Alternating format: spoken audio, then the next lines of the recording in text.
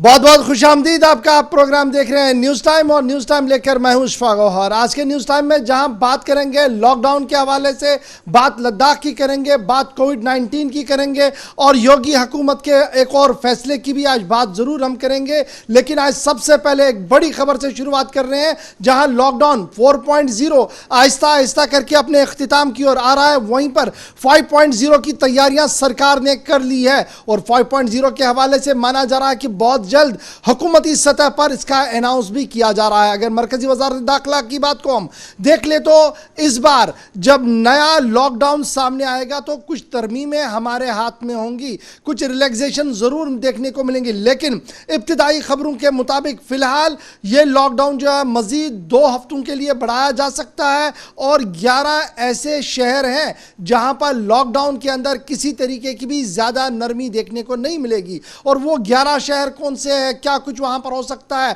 इस पर हम सबसे पहले बात करेंगे। कि बड़ी खबर यही आ रही है कि लगभग करके पूरा लॉकडाउन का फॉर्मूला जो है वो अप्रूव हो गया है और सिर्फ अनाउंसमेंट होना बाकी है। रहमत कलीम हमारे साथ है। रहमत, लॉकडाउन 4.0 आखिरी पड़ाव पर है और 5.0 की तैयारी है, क्या कुछ अभी आपके सामने है, क्या कुछ डिटेल्स आ रही है? ये देखिए, बिल्कुल जिस तरह से कोरोना वायरस के केसेस की तादाद बहुत तेज़ी के साथ बढ़ रही है, हम देख रहे हैं कि जो हिंदुस्तान में कोरोना वायरस के मरीजों की तादाद है, मुतासरीन की जो तादाद है वो 1 लाख के पार करीब एक हफ्ता पहले हुई थी और अब जो तादाद है वो 1.5 लाख के पार हो चुकी है। तो जब कोरोना वायरस के केसेस की तादाद होते हैं, मुतासरीन की तादाद बढ़ रही है, मरने वालों की तादाद भी 4,000 के पास 42-4300 हो चुकी है। तो जब तादाद बढ़ रही है, ऐसे में सरकार के पास लॉकडाउन उठाने का कोई मतलब नहीं बनता और सरकार के पास दूसरा कोई रास्ता भी नहीं है लॉकडाउन के। इसलिए सरकार ने कुछ रियायतों के साथ, कुछ राहतों के साथ, कुछ छूट के साथ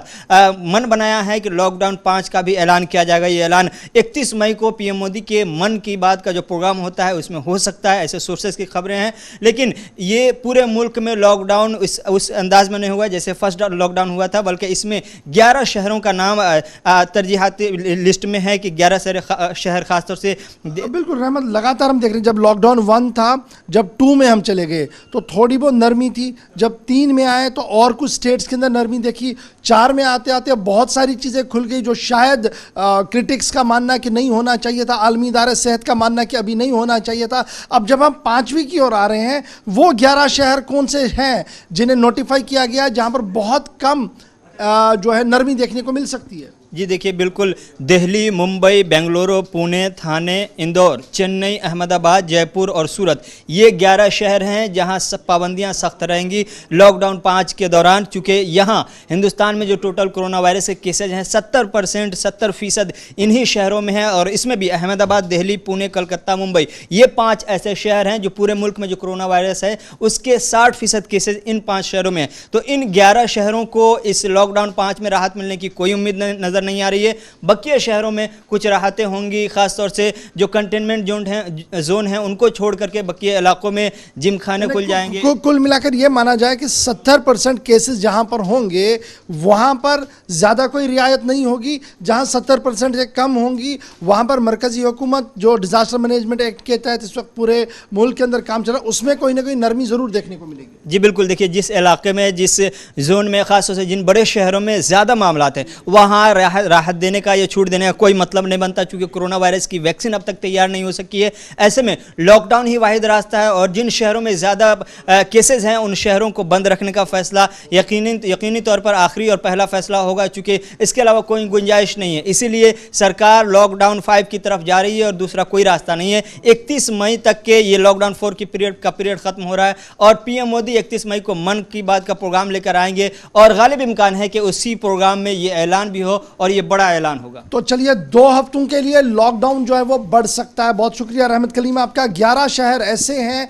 जहां पर लॉकडाउन के दौरान कोई नरमी ज्यादा देखने को नहीं मिलेगी। लेकिन इस बीच खबर यह भी है कि लखनऊ और कर्नाटका के अंदर इंतज़ामिया की तरफ से यह कहा गया कि जब लॉकडाउन 5.0 को लगाया जाएगा तो वहाँ पर कुछ नरमियाँ होंगी और नरमी क्या कुछ होगी कि आप मंदिर, मस्जिद, गुरुद्वारा जा सकते हैं, यानी धर्म की जो वर्क प्लेसेस हैं, जो रिलीजियस प्लेसेस हैं, उनको खोलने की बात जो है वो कही जा रही है। लखनऊ से भी इस तरीके की खबर आ रही है और कर्नाटका हुकूमत की तरफ से भी इस तरीके की बात जो है वो कही गई है। लेकिन फिलहाल इंतज़ार करना होगा कि जब ऑफिशियली 5.0 का अनाउंसमेंट होगा। हमारे जो ज़राया बता रहे हैं वो यही बता रहे हैं कि 5.0 का जो आउटलाइन है वो तैयार हो गया है। डिजास्टर मैनेजमेंट के जो लोग हैं और जो सेंट्रल कमांड के अंदर लोग बैठे हैं जो इस पूरे सिचुएशन पर मॉनिटर कर रहे हैं और पल पल का अपडेट रख रहे हैं, उनसे मशवरा करने के बाद ही यह फैसला लिया गया है कि कौन से शहर है जहां पर और नरमी दी जाएगी और बिजनेस को बढ़ावा दिया जाएगा और चलने की इजाजत होगी, और कौन से शहर ऐसे होंगे, कौन सी स्टेट्स ऐसी होंगी जहां पर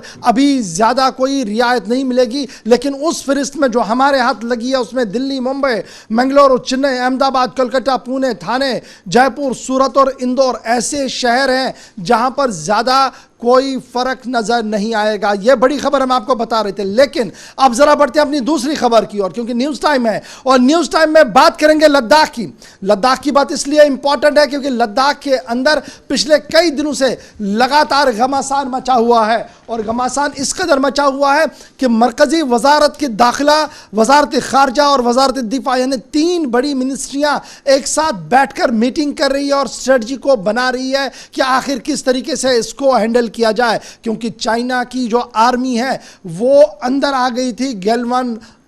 रिवर के आसपास। उस रिवर के आसपास जो गुलाम रसूल गलवान जिसने आइडेंटिफाई इसको किया था अंग्रेजों के ज़माने में, और बाज़ाब्ता तौर पर अंग्रेज एडमिनिस्ट्रेटर ने बाद में उसे इनाम भी दिया था, तब से लेकर लगातार दुनिया भर के सयाह जो है वो इस गैलवन वादी को देखने के लिए जाते हैं, गैलवन रिवर को देखने के लिए जाते हैं, पिंगुआन लेक को देखने के लिए जाते हैं। लेकिन इन दिनों ये सारी चीज़ें जो हैं आलमी सुर्खियां बनी है, इंटरनेशनल मीडिया इस पर नज़र बनाए रखे हुए हैं, क्योंकि पाकिस्तान जो साथ साथ चाइना है, दोनों की जो स्ट्रेटजिकल पॉइंट्स हैं वहां से काफ़ी ज़्यादा हलचल जो है वो देखने को मिल रही है। और चाइना के जो ऑफिशियली स्पोक्स पर्सन है, अगर वो इस पूरे मामले को ठंडा भी कर रहे हैं, टर्न डाउन भी कर रहे हैं और कह रहे हैं कि सब कुछ कंट्रोल में है, लेकिन आपको याद होगा कि सुबह सुबह जब डोनाल्ड ट्रंप की तरफ से बयान आया था और उन्होंने कहा था कि चाइना के मामले पर एक बड़ी पेशरफ्त होगी और आने वाले दिनों में हम आपको बताएंगे कि क्या कुछ होगा, शाम होते होते उन्होंने यह पेशकश की कि भारत और चाइना के बीच में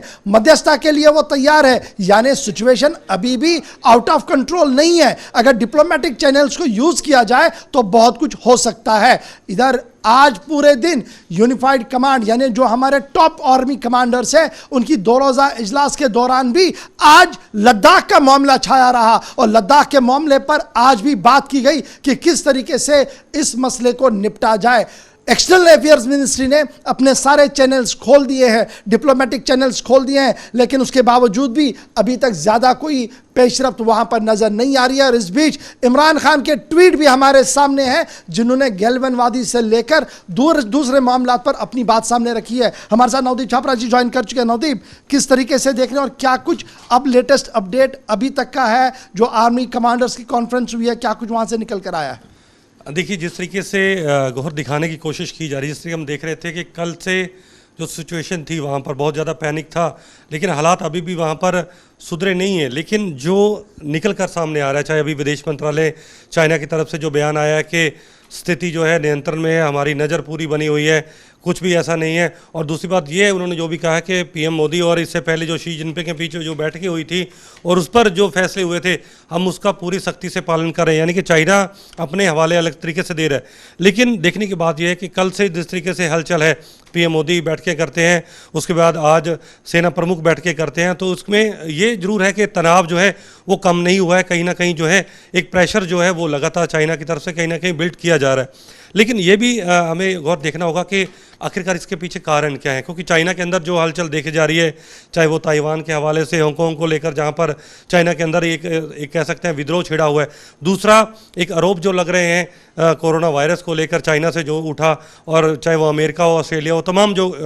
जितने भी देश हैं जो जिस तरीके से अभी WHO के अंदर भी जो प्रस्ताव पारित हुआ चीन के अंदर जांच को लेकर। दूसरा ये है कि चाइना को ये भी कहीं ना कहीं डर सता रहा है कि जिस तरीके से अलग अलग देश अपनी कंपनियों को लेकर वापस बुलाने की बात कर रहे हैं, जो चाइना के अंदर एक सोच बनी हुई है कि कुछ कंपनियां शायद वहाँ पर उठ जाएंगी। हालांकि इतनी जल्दी सब कुछ पैकअप करना वो मुश्किल, बहुत ज़्यादा मुश्किल है। लेकिन चाइना ये कहीं ना कहीं जरूर प्रेशर बिल्ड करने की कोशिश कर रहा है कि किसी भी तरीके से उनके देश के अंदर हलचल का लाभ भारत को ना मिले या दूसरे देश को ना मिले, तो वो अपने स्तर पर भी एक अलग एक नीति के तहत जो है बॉर्डर पर काम कर रहा है। ये बिल्कुल, ये तो हो सकता है कि नीति हो देश की कि किस तरीके से हम उलझाए रखें सबको और अपना काम चले। लेकिन ये भी देखना होगा कि जिनपिंग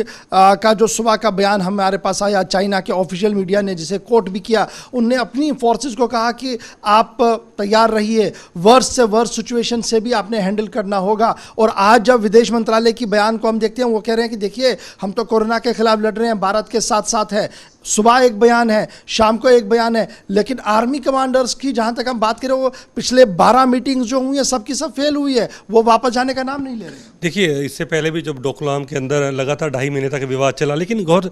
देखना पड़ेगा क्योंकि चाइना इस वक्त हालांकि बहुत अच्छी पोजीशन में है, हम कह सकते हैं, चाहे वो आर्थिक रूप से हो, क्योंकि अगर सबसे ज़्यादा केसेस वहाँ पर सामने आए, लेकिन कंट्रोल भी सबसे पहले चाइना ने अपने अंदर किया। अमेरिका अभी तक ये सेट नहीं कर पा रहा कि अपने देश के अंदर वो कैसे कंट्रोल करे, लेकिन कहीं ना कहीं ये जरूर है कि चाइना नहीं चाहता कि कोई भी अफसर जो है उसके देश के अंदर, कोई भी कमजोरी का अफसर दूसरे देश को उसका फ़ायदा मिले। तो कहीं ना कहीं ये भी अब देखना होगा कल की मीटिंग के बाद, जिससे कि आपने जिक्र किया कि डिप्लोमेटिक चैनल खोल दिए गए चाइना से बातचीत के लेकर, क्योंकि भारत भी नहीं चाहता कि इस स्थिति में, क्योंकि गौरव ये चीज़ याद रखनी होगी, डिप्लोमेटिक की जब हम बात करते हैं तो डोनाल्ड ट्रंप का ये कहना कि देखिए मैं मध्यस्थता के लिए तैयार हूं,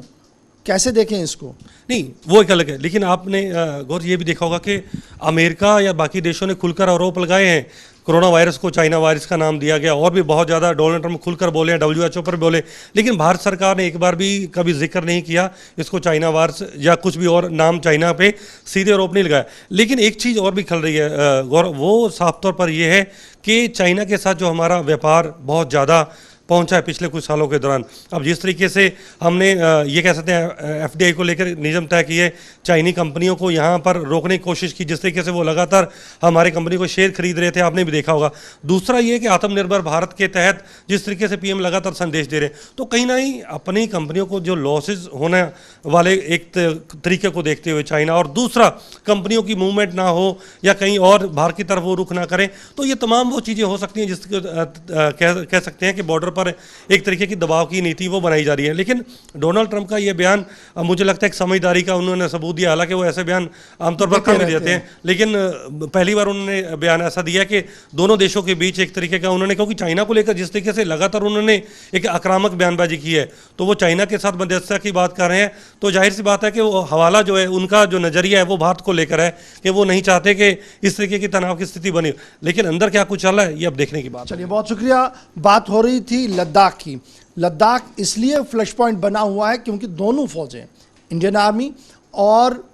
चाइना की जो आर्मी है वो आमने सामने है, और लगातार ये कोशिश की जा रही है कि टेंशन जो है वो डिफ्यूज़ हो। लेकिन अभी जो खबरें आ रही है, लद्दाख से जो खबर आ रही है, फौजी जमाव जो है वो लगातार बढ़ रहा है। फौज के दोनों तरफ से बयान जो आ रहे हैं वो ये कह रहे हैं कि कमांड और कंट्रोल उनके हाथ में है, लेकिन आखिर होगा क्या, इस पर सबकी नज़र रहेगी, इस पर हमारी भी नज़र रहेगी। लद्दाख की पल पल की अपडेट हम आपको ज़रूर बताएंगे, लेकिन फिलहाल न्यूज़ टाइम में बढ़ते हैं अपनी एक और खबर की ओर। खबर इसलिए महत्वपूर्ण और इम्पॉर्टेंट है क्योंकि कोविड-19 का जिक्र हुआ है, चाइना का नाम सामने आया है, वुहान से एक वायरस आया है जिस वायरस ने पूरी दुनिया को अपने लपेट में ले लिया, और हज़ारों लोग आज तक मारे गए हैं और लाखों लोग जो है वो अभी भी बिस्तर पर पड़े हैं, बीमार हैं। भारत के अंदर भी लगातार इसका कहर जारी है, लेकिन जब जम्मू कश्मीर की बात करते हैं तो जम्मू कश्मीर के अंदर एडमिनिस्ट्रेशन की तरफ से तरह तरह के इकदाम किए जा रहे हैं, लेकिन इकदाम के बीच बड़ी बात जो सामने आ रही है वो ये है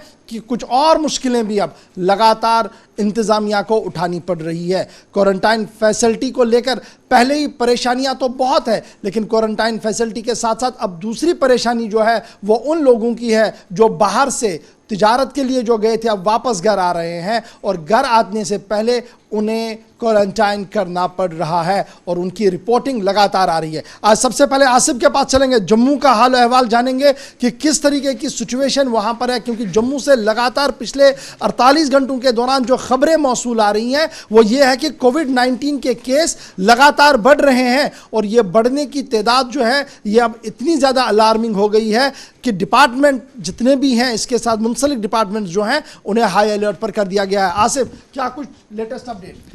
बिल्कुल, अगर अभी तक की बात करें, जम्मू सिर्फ डिस्ट्रिक्ट के अंदर अब तक 110 से ज़्यादा केसेस सामने आ चुके हैं, और आज दिन के जो सुबह से अब तक के केसेस हैं, कल जो सरकारी आंकड़े हमारे सामने थे उसमें कुल मिलाकर 19 नए केसेस ऐड कर लीजिए तो इस वक्त 367 तक फिगर्स जम्मू प्रोविंस के अंदर जा चुके हैं, सभी 10 डिस्ट्रिक्ट को मिलाकर। और इनमें अच्छी खबर बिल्कुल भी इसलिए नहीं है क्योंकि आज जो 19 केसेस आए हैं, 11 इशफाक इनमें से उधमपुर डिस्ट्रिक्ट से हैं, इनमें 5 आर्मी के जवान हैं और 5 के 5 हाल ही में छुट्टी से वापस लौटे थे। और सबसे बड़ी जो चिंता की बात यहाँ पर वो ये कि जो 14 मई को जो ट्रेन का सिलसिला वापस शुरू हुआ था, महाराष्ट्र से पहली ट्रेन उधमपुर रेलवे स्टेशन पहुंची थी, उस ट्रेन से जितने भी लोग गए थे उनमें से ज्यादातर केसेस सामने आए। और ये 11 के 11 जो थे, अभी थोड़ी देर पहले हमने जहां तक डिप्टी कमिश्नर जो उधमपुर है उनका ट्वीट देखा तो उनने कहा कि घबराने की जरूरत नहीं है, जो बाहर से सारे लोग जो वापस आ रहे हैं ये उनके ज्यादा केसेस हैं। इसके अलावा राजौरी से एक केस आज सामने आया है, सांबा डिस्ट्रिक्ट से भी एक केस आया और साथ ही साथ रामबन से आज एक और केस आया जहां 24 से 48 घंटों के बीच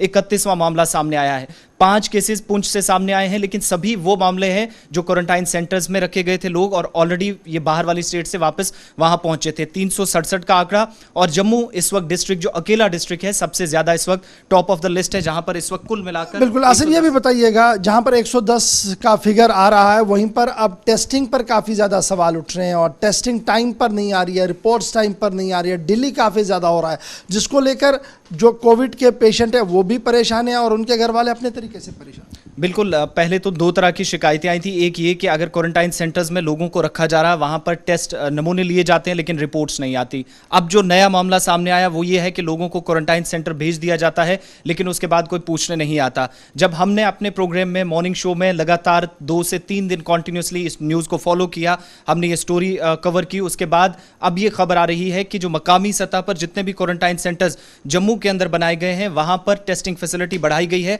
जिसका जिक्र 2 दिन पहले रोहित कंसल ने भी, जो प्रिंसिपल सेक्रेटरी हैं पीडीडी, उनकी तरफ से भी प्रेस कॉन्फ्रेंस में कहा गया कि अब पर डे 1000 तक हमने कैपेसिटी बढ़ा दी है। यहां तक कि 1800 से 8100 तक जो पर डे हमारे टेस्ट हो रहे हैं उनमें जम्मू प्रोविंस में भी केसेस सामने आने लगे हैं और ज्यादा टेस्टिंग फैसिलिटी बढ़ाई गई है। एक दूसरा ये कि जो हमारे सामने इस वक्त कुल मिलाकर 1800 का आंकड़ा जम्मू प्रोविंस के अंदर, जम्मू और कश्मीर दोनों प्रोविंसेस को मिलाकर इस वक्त सामने हो चुका है। इसमें सिर्फ इस बात से अंदाजा लगाइए कि टेस्टिंग फैसिलिटी बढ़ी है, जिसके बाद आज नतीजे हम ये देख रहे हैं कि सिर्फ एक हफ्ते के दौरान 125 प्लस केसेस जम्मू प्रोविंस के अंदर सामने। बहुत शुक्रिया। बात टेस्टिंग फैसिलिटी की हो रही है और ये कहा जा रहा है कि जम्मू कश्मीर टेस्टिंग के मामले पर सबसे पहले है, लेकिन जम्मू कश्मीर से एक और ख़बर भी आपको बताते चले कि जम्मू कश्मीर के अंदर ही जानवरों को क्वारंटाइन करने का हवाला भी पहली बार सामने आया है। खबर राजौरी से है जहां पर एक जानवर को क्वारंटाइन करने के लिए बाज़ाब्ता तौर पर हुक्मनामा जारी कर दिया गया है। और क्या कुछ खबर है, सीधे जमशीद के पास चलेंगे जिनसे हम ये डिटेल्स लेंगे कि आखिर क्या मामला है, कहाँ पर ये चीज़, कहाँ से ये लोग आ रहे थे और कहाँ पर उन्हें इंटरसेप्ट किया गया। क्योंकि जब हम कोविड-19 की बात को देखते हैं तो शेर कोविड-19 का शिकार हुआ, खबर दुनिया भर में छपी, दुनिया भर ने देख ली। लेकिन अगर हम ग्राउंड ज़ीरो पर देखते हैं तो जम्मू कश्मीर यूनियन टेरिटरी के अंदर की अगर हम बात करते हैं तो पहली बार जो एक जानवर है जिसको क्वारंटाइन के लिए कह दिया गया है और घोड़े को क्वारंटाइन करने का मामला आज हमारे सामने है। और ये जो फैसला लिया गया ये डिस्ट्रिक्ट एडमिनिस्ट्रेशन की तरफ से लिया गया है और डिस्ट्रिक्ट एडमिनिस्ट्रेशन का मानना है कि ये सिर्फ इसलिए लिया गया क्योंकि एक सफरी मामला है। एक आदमी जिसे क्वारंटाइन किया गया है उससे ये पता लगा कि उसके पास कुछ जानवर थे और हाईवे के ज़रिए से वो आ रहा था, जिसके बाद ये फैसला लिया गया थन्ना मंडी इलाके के अंदर कि उन्हें क्वारंटाइन किया गया। और जम्मू कश्मीर के अंदर पहला घोड़ा है जो क्वारंटाइन हुआ है। आप हंस भी सकते हैं लेकिन खबर कहीं ना कहीं सही भी है। जहां जब तक हमारे साथ जमशीद ज्वाइन करते हैं आपको ज़रा श्रीनगर का भी अपडेट बताते चले, क्योंकि श्रीनगर से खबर ये है कि वहां पर भी लगातार केसेस का आना जारी है और केसेस के आने के साथ साथ अब खबर ये आ रही है कि कुछ मौतें भी आज पूरे दिन हुई हैं जो कोविड-19 के शिकार वहां पर थे। वहां पर इंतज़ामिया की तरफ से जो बयान जारी किया गया है उसमें यह कहा गया है कि दोनों टेस्टिंग लैब्स के अंदर, चाहे सिक्किम सोरा की लैब की आप बात करें या और 2 लैब्स की बात करें, तो वहां पर टेस्टिंग फैसिलिटी लगातार जो है वो बढ़ा दी गई है और टेस्ट जो है वो हर रोज़ किए जा रहे हैं। और अच्छी खबर यह है कि आज भी तकरीबन 800 से ज़्यादा टेस्ट जो है वो नेगेटिव आए हैं, लेकिन दर्जनों टेस्ट जो है वो वहां पर पॉजिटिव भी आए हैं। इरफान थोड़ी देर में हमारे साथ ज्वाइन करेंगे, उनके पास भी चलेंगे, उनसे जानने की कोशिश करेंगे कि आज इंतज़ामिया ने एक और बड़ा फैसला भी लिया है जिसमें उन्होंने ये कहा कि रेड जोन एरियाओं के अंदर अब आहिस्ता आहिस्ता करके नरमी की जाएगी और बहुत से इलाके ऐसे होंगे जहां पर इस वक्त डिजास्टर मैनेजमेंट के खुसूसी हुक्मनामे के बाद पाबंदियां खत्म की गई है। पहले जमशीद के पास चलते हैं। जमशीद, जरा अपडेट कीजिएगा, हमारे टेलीविजन चैनल पर जो तस्वीरें चल रही है ये आपके इलाके की हैं, कहां पर यह मामला पेश आया और पहली खबर हम जो बता रहे हैं कि घोड़ा क्वारंटाइन हुआ है, क्या कुछ तफसीलात है? ये गौर ये वाकया कोविड-19 फैलने के बाद का ये पहला ऐसा अपने में वाकया होगा जहां एक जानवरों के बाद अब घोड़ों को जानवरों को भी अब क्वारंटाइन करना शुरू कर दिया गया है। ये वाकया थाना मंडी राजौरी में पेश आया जहां एक शख्स कश्मीर वादी के शोपियां डिस्ट्रिक्ट से घोड़े पे चल के थाना मंडी पहुंचता है और इंतजामिया की तरफ से इस शख्स को इंतजामिया के क्वारंटाइन सेंटर जो बनाया गया वहां भेज दिया जाता है और उसके बाद घोड़े की जाँच की जाती है। जाँच करने के बाद घोड़ा इन मालिकों के हवाले कर दिया जाता है और वहाँ इनको ये कहा जाता है कि 28 रोज तक इस घोड़े को बाकी जानवरों से अलग रखा जाए और इस वक्त इस घोड़े की भी सैंपलिंग की जा रही है जिसके लिए ये अमला भी वहां पहुंचा हुआ है। अभी डॉक्टरों का ये जरूर कहना है कि घोड़े से इंसानों में ये वायरस फैलने की इम्कान बहुत कम होते हैं क्योंकि घोड़े में कोरोना वायरस नहीं पाया जाता, मगर उसके बावजूद भी डॉक्टरों ने यह भी कहा है कि इसको 28 रोज तक इसको निगरानी में रखा जाएगा और हर हफ्ते इसको चेक भी किया जाएगा। ये अपने आप में एक पहला मामला होगा जब से कोविड-19 फैला है क्योंकि ऐसा मामला इससे पहले कभी सुनने को नहीं आया। जमशीद, बिल्कुल ये पहला मौका है जब इस तरीके की खबर सामने आई है, लेकिन ये बताइएगा अगर आपके इस इलाके की बात करें तो बहुत से लोग, हजारों की तादाद में लोग जो हैं जो अपना माल मवेशी लेकर दूसरे इलाकों की ओर जाते हैं, पहाड़ों की ओर इन गर्मियों के अंदर जाते हैं, तो उस हवाले से क्या कुछ इंतजामिया ने एहतियाती कदम उठाए कि वो इसका शिकार ना हो पाए? जी और बिल्कुल इंतजामिया के लिए बड़ा सवाल यही है अब क्योंकि कोविड-19 जल्द जिस तरह कहा जा रहा है कि जल्द ये पीछा छोड़ने वाला है नहीं है। इन दिनों राजौरी और पुंछ से बड़ी तादाद में गुजर बकरवाल और दिगर तबका के लोग पहाड़ों का रुख करते हैं जिनके साथ हजारों जानवर होते हैं और सबसे बड़ी बात है कि लोगों का जो रुख होता है वो भी वादी की तरफ होता है। सबसे बड़ी बात यह है कि ये शोपियां के हीरपुर के नज़दीक का जो इलाके हैं इन इलाकों में ये कयाम करते हैं और वहाँ से ये वापस आते हैं। अगर हालात ऐसे ही रहे, क्या इंतजामिया आने वाले दिनों में जो ये लोग वापस आए इनके साथ हजारों जानवर होते हैं, भेड़ बकरियां होती हैं, घोड़े होते हैं, क्या इनको भी क्वारंटाइन करेंगे? अगर इनको क्वारंटाइन करेंगे तो उसके लिए इंतजामिया के पास क्या सहूलियात हैं जहां इनको क्वारंटाइन करेंगे और हजारों लोग होते हैं। इस तरह का ये मामला सामने आने के बाद ये सवाल उठना जरूर लाजमी है क्योंकि इंतजामिया की तरफ से हालांकि इन लोगों को परमिशन जरूर दी गई है पहाड़ों की तरफ रुख करने का, इनके लिए आगे के लिए भी बहुत सारे इंतजाम के दावे जरूर किए जाते हैं। मगर जमशीद आप नजर बनाए रखें कि क्या कुछ वहां पर इंतजाम होंगे। श्रीनगर चलते हैं जहां से हमारे साथ इस वक्त इरफान फाजिल ने ज्वाइन कर दिया है। इरफान, श्रीनगर के अंदर तनातनी बहुत थी, पुलिस और डॉक्टरों के बीच काफ़ी ज़्यादा खबरें आ रही थी कि जनाब तजलील किया जा रहा है डॉक्टरों को। उसके बाद कल हमने देखा था खबर का असर भी और आईजीपी कश्मीर की तरफ से बाज़ाब्ता तौर पर फैसला लिया गया था कि अब दोस्ताना माहौल बनाया जाएगा। क्या कुछ आज पूरे दिन आपने अस्पतालों के बाहर देखा और क्या कुछ कोविड-19 के अपडेट्स अभी तक आपके पास है? क्योंकि हमारे दिल्ली के अंदर आते हैं खबर जो है वो ये है कि 2 लोगों की मौत वाक़या हुई है। देखिए जिस तरीके से अगर हम देखें कल का जो एक सिलसिला शुरू हुआ था जिसमें पुलिस और मेडिकल के कुछ डिपार्टमेंट के बीच नोकझोंक की थी और उसी मसले को लेकर पुलिस ने इसे काफी ज्यादा सीरियस लिया और एक वेलकम जेस्चर यानी हम कह सकते हैं कि एक ह्यूमैनिटी के तौर पर आज जिस तरीके से हमने देखा खुसूसन जो वेलकम किया गया है डॉक्टर्स को लेकर, हमने देखा कि अस्पतालों के बाहर रेड रोजेस लेकर पुलिस के ऑफिशियल्स या जितने भी पुलिस के एहलकार हैं वो डॉक्टर्स को जी हाँ वो रोजेस प्रेजेंट कर रहे थे। यानी उनका जो साफ मैसेज ये था कि कहीं ना कहीं जो मामला कोविड-19 को हराने का है वो यकजहती के साथ है जिसमें एक इक्वालिटी और एक मेजॉरिटी होनी जरूरी है और साथ ही साथ इस बात का अफसोस भी जताया गया है। फिलहाल जहां तक आपने कोविड-19 को लेकर आज की अपडेट्स को लेकर बात पूछी है तो वहां पर मैं आपको जरूर बताना चाहूंगा। फिलहाल आज अगर सीधी अस्पताल की हम बात करें तो वहां पर तकरीबन 637 के करीब जो है वो सैंपल कंडक्ट किए गए हैं और जो रिसीव किए गए हैं वो 550 के हैं और वहां पर पॉजिटिव के हवाले से कोई भी केस सामने नजर नहीं आया है। साथ ही साथ अगर मैं सिक्किम को लेकर बात करूं वहां पर टोटल सैंपलिंग आज 973 हुई है जिसमें 22 के करीब जो है पॉजिटिव केसेस सामने नजर आए हैं जिसमें 18 कुलगाम और 4 श्रीनगर के बताए जा रहे हैं। जेवीसी अस्पताल की अगर मैं बात करूं तो वहां के लैब से हमें ये अपडेट मिल रहा है कि 524 के करीब जो आज सैंपल्स लिए गए हैं मगर केसेस जो है वो टोटली निल है। यानी हम इरफान ये बताइएगा कि आज भी क्या कोविड-19 की वजह से कुछ मौतें हुई है क्योंकि हमारे पास इत्तला 2 की है। जी जी बिल्कुल, आपको मैं बताना चाहूंगा कि एक शख्स जो कि शहरी खास फतेह कदर इलाके का रहने वाला था और बताया ये जा रहा है कि कुछ दिन पहले उसको सीडी अस्पताल में जी हाँ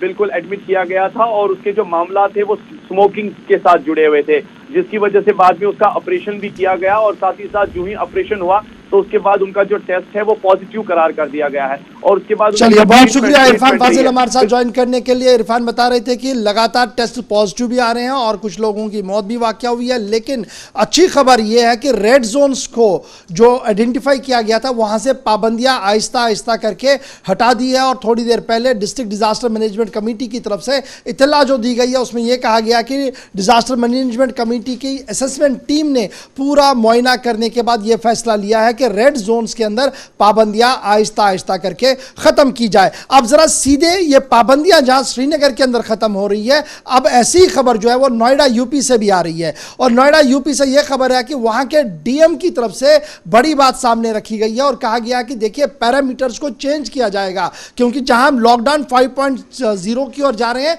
वहीं पर पैरामीटर्स को चेंज करना भी काफी ज्यादा जरूरी है और यह माना जा रहा है कि अगर अब किसी सोसाइटी के अंदर एक आदमी कोरोना पॉजिटिव होगा तो पूरी सोसाइटी को इसकी सजा नहीं मिलेगी, बल्कि उस कॉमन ब्लॉक को बंद किया जाएगा और सिर्फ वहां के लोगों पर पाबंदियां आयद रहेंगी जब तक टेस्टिंग फैसिलिटी पूरी ना हो। क्या कुछ खबर है? सईद हैदर हमारे साथ इस वक्त ज्वाइन कर चुके हैं। हैदर, अपडेट कीजिएगा कि नया हुक्मनामा क्या है, कितनी राहत या आम लोगों के लिए है?